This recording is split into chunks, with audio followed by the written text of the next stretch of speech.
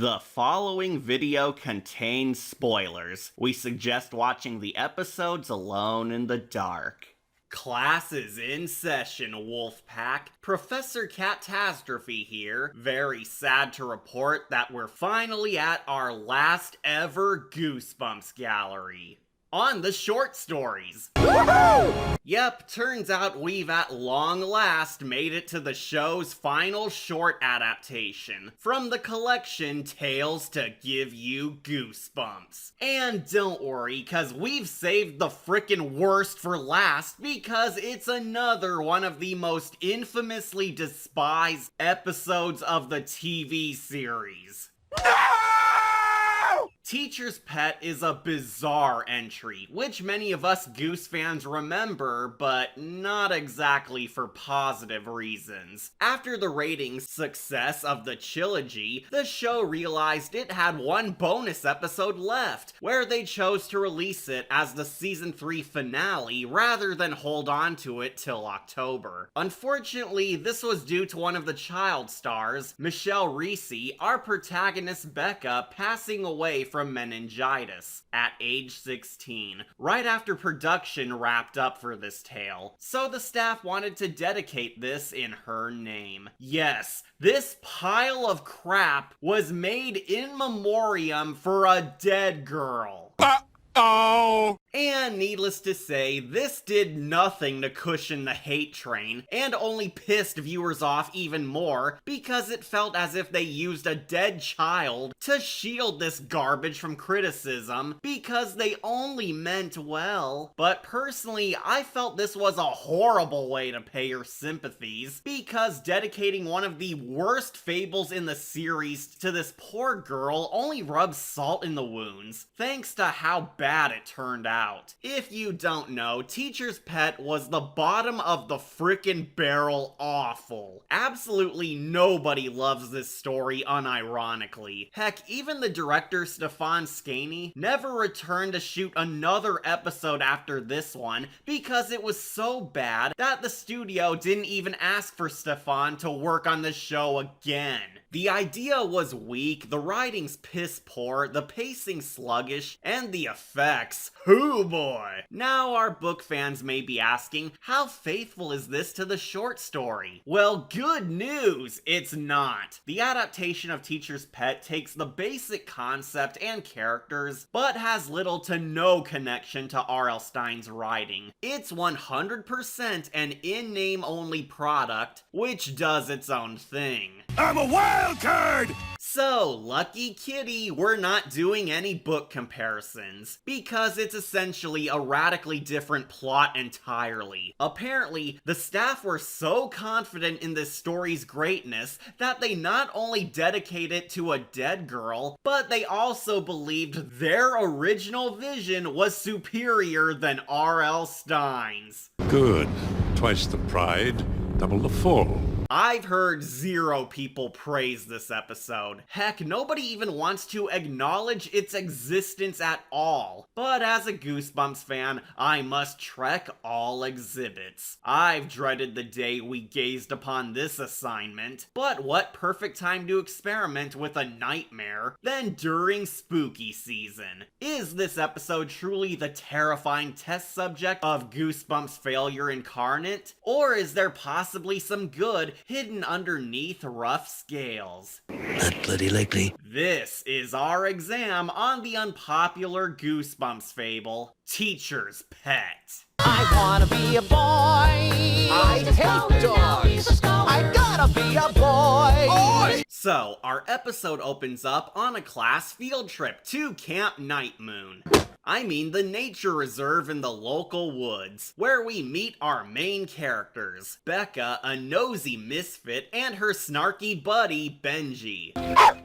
And to the show's credit, the child acting is fairly decent. The kids are both surprisingly good, as they share a nice back and forth banter and chemistry all throughout. Michelle Reese sadly had a short-lived career, but honestly she does very well, as she packs some solid energy. If you listen closely, you can hear the cries of tormented souls. Yeah? How do you know? It's an old legend. Alas, this doesn't save the episode, as it's also a depressing reminder that they wasted good talent on a plot, which sucks as a whole. They're spending summer vacation on a class trip, where they must study nature on a private preserve, where naturally Goosebumps spookiness arises. But oh no, on their way to the center, Becca lost her locket. And like morons, they of course split from the group to find it. Cause if there's anything that horror's taught us, it's that nothing bad ever happens when you're lost in the woods.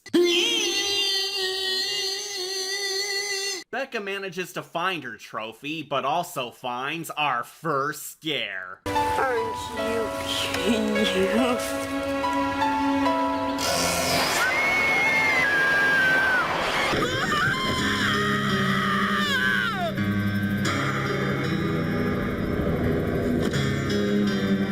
That scare was so lame we couldn't get the real courage reaction. This wondrous achievement in CGI is our first hint that there's some freaky shiz in these acres, yet also a grim omen of how bad Goosebumps effects return in full wild force. The kids run back to the group where we get some insight on Becca's character. They don't believe her because Becca has a troublemaking habit of making up fake news. Her story arc's a watered-down copy of The Girl Who Cried Monster, as her role's basically trying to warn folks about the weird supernatural horrors, only for nobody to buy it because Becca's a phony. This wouldn't be such a bad thing, but the show unfortunately doesn't make Becca as unique as Lucy Dark, and her false tall tales amount to nothing beyond creating BS reasons to force the kids to crack the mystery on their own. Mrs. Crandall! Becca, save it for creative writing class, alright? Despite the kids trying their best to make Becca and Benji fun, the show isn't able to flesh them out as much as superior kid heroes. Our protagonists are super forgettable, feeling sidelined to focus on the craziness, and things only get weirder when we quickly meet our quirky, outrageous science teacher, Mr. Blankenship. Much like his novel counterpart, Mr. B's a creepy weirdo scientist who has dedicated his life to observing the animals to understand how they operate, which only gives away the obvious twist that he's the villain, especially thanks to his creepy snake fetish. They're fast. They adapt quickly to their surroundings. They are also expert hunters. I'd say he's the Goosebumps version of Orochimaru, but that Snake Man is actually awesome. Mr. Blankenship's played by Spidey, the camera inventor from Say Cheese and Die, which only pisses me off somewhat, because they didn't get this dude to be Spidey again for Say Cheese and Die's sequel episode, and used him for the equal doggy-doo we're watching now instead. Doesn't that make so much sense? Why can't I get ahead? To be fair, I actually think the man playing Mr. B also does a rather nice job as the sick role. He's definitely over the top and hammy, but his take on the villain is that classic mad scientist act. A smart creep who's a tad too obsessed with his craft, to the point where he even loves scaring kids with his snake fetish, seeing it as more than a lesson, but a miracle to be worshipped. The actor almost feels like an unhinged loon on par with Dr. Mindbender. On the food chain, a mouse is lower than a snake. But to a truly magnificent creature like the snake, the mouse is a delicacy. I know the teeming masses will call you unnatural, immoral, even evil, but you'll always be my baby. However, despite Spidey performing well as Snakey, it's another sad disappointment because it only leads to a huge letdown where they take this guy. Also, 0 points for pussing out on showing us the snake eating the rat. It was like the key scene from the book, and they wussed out because the staff were more scared of PETA. Awesome! Oh, they're bringing in their demon dragons! Look at the size of them! The students are attending Blankenship Valley to study the food chain and collect examples of it at play, but are warned that no matter what, they must never, ever leave the main routes. Please, it's important that you stay on the paths. We don't want you to get lost. So, how long until they leave the 12 seconds later. Our idiots instantly shatter those rules once they find Jason's cabin and naturally break in. They've come for me, Jason. Don't let them take me.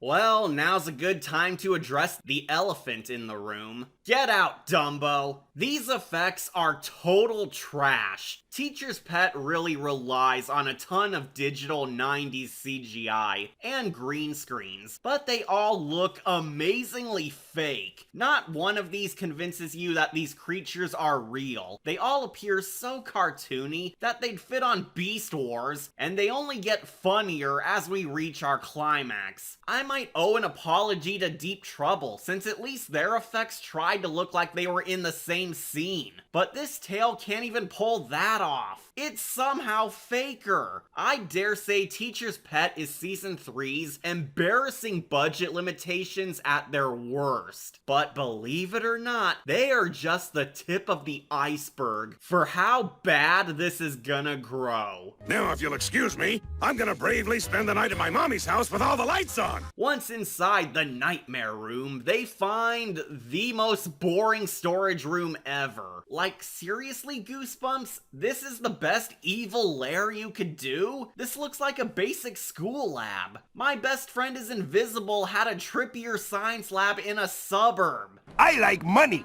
Oh, but the kids also crack open another scare. A worm!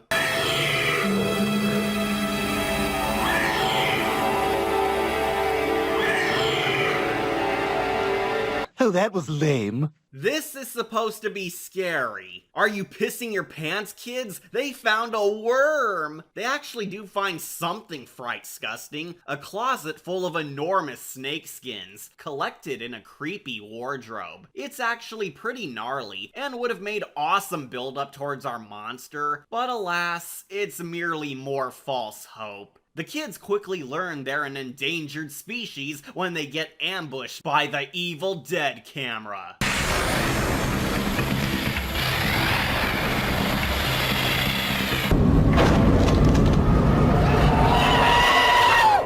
Nah, that would have been cool. Instead, it's a non-threatening snake.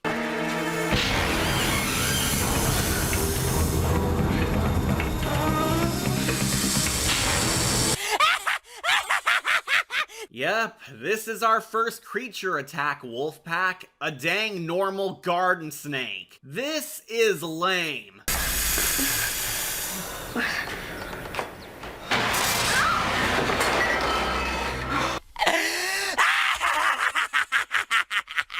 Now yes, snakes can be very terrifying and are deadly, but the show staff utterly bomb at using them. We get a long, dragged out scene of the snake circling the room while the kids just stand there, but it's not at all tense. The snake isn't even looking at them for half the shots. There are so many ways out of this, but we're meant to think the serpent is too scary for the heroes to handle, even though he's not aiming for them, and we get too many awkward close-ups of the animal looking dead-eyed that it's hysterical. It's just not creepy and feels too much like a cheesy B-movie. It doesn't help that the show holds on these facing the snake scenes as if they packed any dread at all, since not only is the animal so doofy, but the kids easily trick it and escape. Ooh, they stopped the monster with a mouse. Oh, that was lame. The crew do attempt to make the snake feel like a vicious predator through these Evil Dead camera zooms, but it doesn't work, since the snake moves faster than Sonic the Hedgehog. No snake moves this rapid. You'd be better off having ominous hissing while it stalks its prey over this. The duo try warning everyone, but of course, nobody believes them. Ooga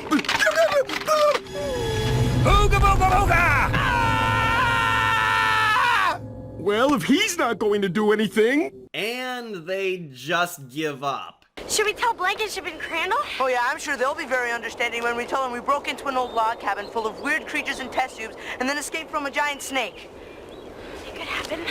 Yes, really. The kids just give up completely, even though they know where the evil cabin is and have seen mutants roaming the forest. They just give up and go to bed, assuming this BS will tide over. That's it. These kid heroes are just as lame as our monster. You suck. Won't lie, not only is this tale mega cringy, but it's also incredibly boring. When you aren't laughing on the ass effects, you will doze off by how it feels like nothing of interest is even happening. Teacher's Pet feels like the bad version of the girl who cried monster, as it also features a lying bratty girl trying to expose a real monster disguised as a teacher doing sinister misdeeds. But that plot had so much suspense and unnerving horror, because it was about the girl maturing along the way while also dealing with a grisly monster in the dark who was menacing. Here, the show's half-assing all the stuff which made that tale epic. We get awkward pacing all throughout, as if the show's stalling to pad the runtime out, and speeding through anything mildly cool. We barely see our bad guy. It's quite clunky. No Kitten, we seriously get 2 fake-out dream sequences, which suck thanks to the lousy effects.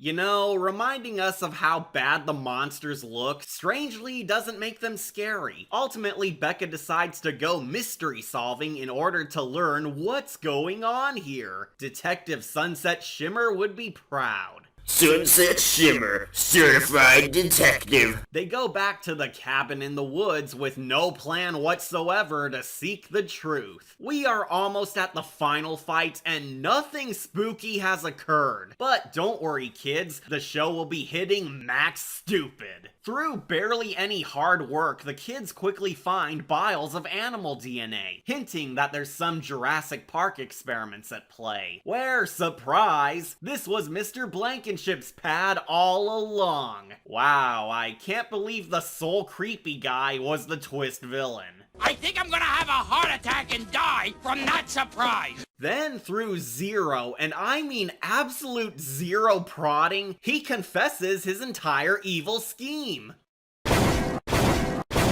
Seriously, the kids don't even ask him that much and he opens up like a book. Mr. B's actually a deranged mad scientist who's devising new species of hybrid animals through his crossbreeding DNA splicing for science. It's so dumb. In those test tubes are the seeds of an entirely new species which will be better adapted to their environments.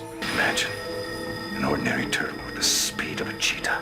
Okay, so we reach the largest reason as to why this tale sucks. Mr. Blankenship's a terrible villain. Not only is his scheme of making mutant monsters so absurdly insane, but the show gives him no motive or backstory whatsoever. Like, why? Why are you doing this? Who wants hybrid ghouls? What purpose do you gain from baking mix and match critters? Why even hide it when this entire park is literally your own land? In fact, who are you? Is Mr. B even human or a mutant walking among us? Why the hell would you desire animals possessing alternate genes? What the heck do you even gain from a tortoise with sonic speed? Just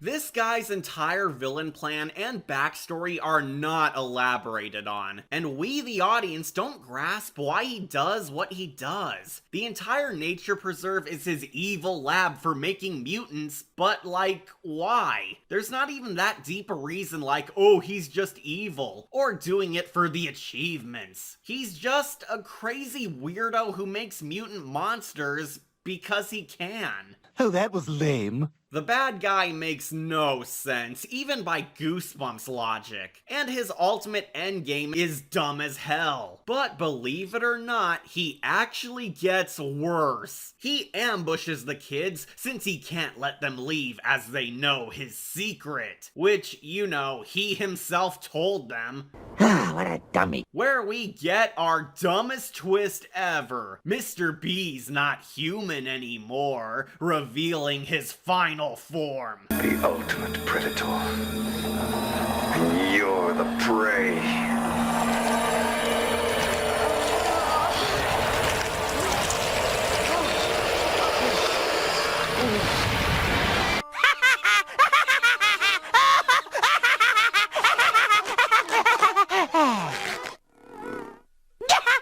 That's right, he's Dino Rob. This is retarded. Mr. Blankenship's a snake. Our mad scientist is really a snake man mutant who seeks to create more mutant monsters like him, I think.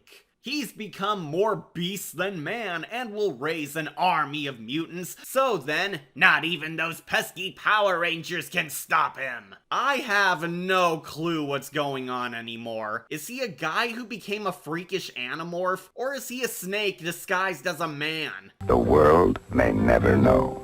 The show never explains any of this BS, and unlike the short story, this twist comes right the hell out of nowhere. It's so bizarre that I swear the director was high. Smoke weed every day. We then get a fight of the kids versus Snake. I swear to Primus, a fight scene. But it too is also lame, as the Snake just enters a staring contest with Benji before Becca kills it with a jar of chemical piss. It's official.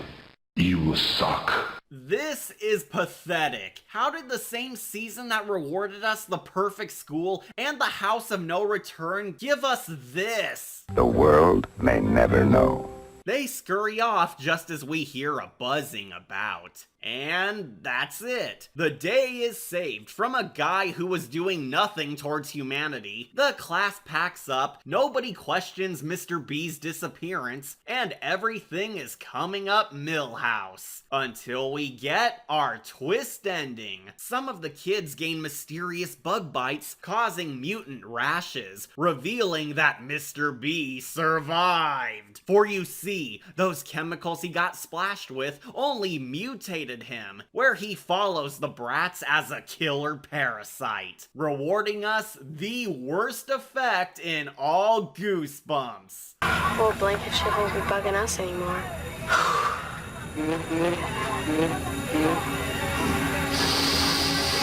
You got that wrong.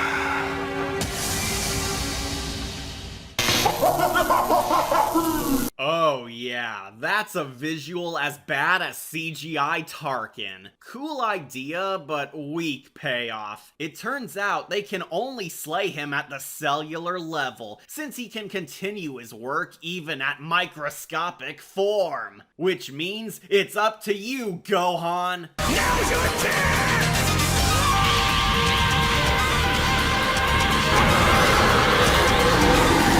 On a trivial note, this goofy-ass bad fly effect was actually meant to be an homage to the book cover, Why I'm Afraid of Bees, as a cute wink towards the fans. But if you ask me, I think the staff also wanted to see if their CGI was good enough to adapt that novel, which you can see, no. So the episode ends on a dark, vague note that he's trying to spread the T-virus in order to make others become mutant freaks like him. So was this like his real plan all along, or did he make it up on the fly? The world may never know. Well, you know what I do know? This episode sucks! That was the infamous teacher's pet, and it gets a big fat F+. Sweet Celestia, this wasn't just bad, it's fascinatingly bad. Teacher's Pet is often remembered as one of the worst stories of the series, and it's not at all hard to see why. The saddest thing is, I can genuinely see good elements buried under here, which could work. There's a rad concept of a mad scientist breeding super monsters and secretly using the kids as test subjects to spread his evil super species, but it's severely undercooked. For at least half the plot, nothing is frickin' happening. It's nothing but the dull, slow padding of dim-witted kids gradually realizing something strange is going on before rushing through a ton of seriously vague twists, which could be interesting, but the staff piss away all cool potential to get this story out as soon as possible and fill that runtime, which ends up leaving no impact other than confusion at how lost the arc is, or laughter at how awful these effects and action are. The writing's a mess, the pacing's slower than a snail, it feels like the crew were concocting everything on the spot as they flew along, the villain sucks, the special effects suck, the action's a joke, it pissed away Stine's vision, only to replace it with a bad comedy, the atmosphere's dreary, it feels so lost, and worst of all, it's not scary, it's uber lame. The fact that this crap was dedicated to a poor dead girl is insulting. It's like the studio assumed the audience would go, well, that was a pretty bad episode, but now that I know it's tributed to a dead kid, that suddenly makes it good. Oh, you aren't! The most tragic part is that the late Michelle Reese and even the rest of the cast actually do a good job acting-wise, and heck, even the camera team pull very nice attempts at trying to gift this fable a quirky style. But it just wasn't enough, since everything else ruins all noble intent. Every time it seems like something interesting will happen, it's shot in the foot by the piss-poor storytelling and awful, awful CGI, reminding us of how low our favorite show's budget really is. Money! This isn't just trash, this is rock bottom for Goosebumps, an extremely low point for the series, and a depressing sign how the show was losing its luster. Shocker, I don't recommend this at all because it's worthless. Teacher's Pet sought to be a simple, fun class outdoors, but ended up wearing the biggest dunce cap. So, I grade this assignment a decayed skull. This is a contender for top 10 worst Goosebumps, and nothing of value. Teacher's Pet had an interesting premise and solid campiness, but its ambitions for high achievement got defanged.